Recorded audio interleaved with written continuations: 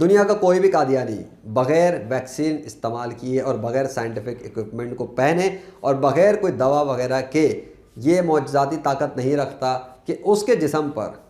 کبھی بھی corona virus اثر نہ کر سکے اللہ کے حکم سے۔ وجہ یہی کہ وہ جس کو نبی مہدی یا عیسیٰ مانتے ہیں وہ ایک جھوٹا اور مرتد اسلام ہے، مرزا غلام قادیانی، جبکہ دین اسلام کی طرف سے